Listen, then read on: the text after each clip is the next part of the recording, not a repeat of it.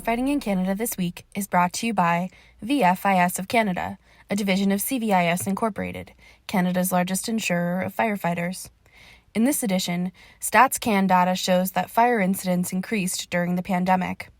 And British Columbia is battling its largest wildfire in history. Then, Operation Safer brought together Ontario fire professionals to discuss public education strategies around smoke alarms. Statistics Canada has reported that fire incidents increased during the pandemic. Fire departments among 7 jurisdictions across the country attended more than 39,000 fires in 2021. That marks the second consecutive year of increases in Canada. Excluding wildfires, outdoor fires increased by more than 2,700 incidents that same year, compared with 2020. It was the most commonly reported type of fire for the first time ever that year.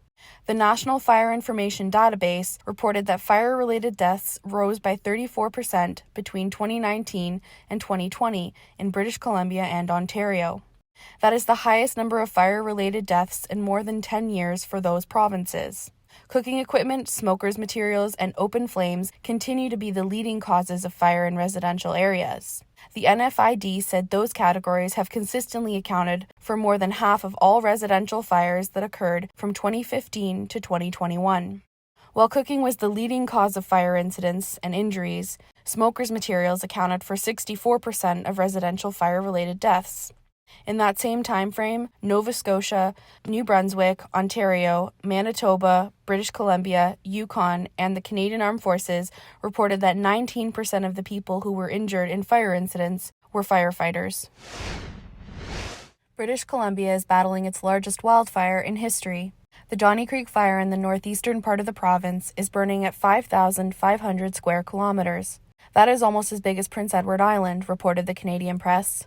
The Donny Creek Fire was caused by lightning and has a perimeter of more than 900 kilometers. It is burning across a remote area about 160 kilometers north of Fort St. John. The BC Wildfire Service said tackling the blaze demands a shift in tactics. That is why the service is focused on protecting homes and infrastructure while letting other areas burn. One tactic being used is controlled burns, to steer the fire toward rivers, lakes, areas that have burned in previous years, or patches of deciduous trees that are less flammable than the conifers prevalent throughout the boreal forest. The service said it expects the Donny Creek blaze to burn into the fall before possibly being extinguished in the winter. It could also continue smoldering and re-emerge next spring. The Donny Creek Fire accounts for more than 60% of nearly 8,700 square kilometers of land charred by wildfires in the province since April 1st. That dwarfs the 20-year average of about 162 square kilometers for the same time of year. Fire chiefs and fire prevention team members gathered in Vaughan, Ontario from June 13th to 14th for Operation Safer, a provincial summit on smoke alarm messaging. The SAFER acronym stands for Smoke Alarms for Every Residence.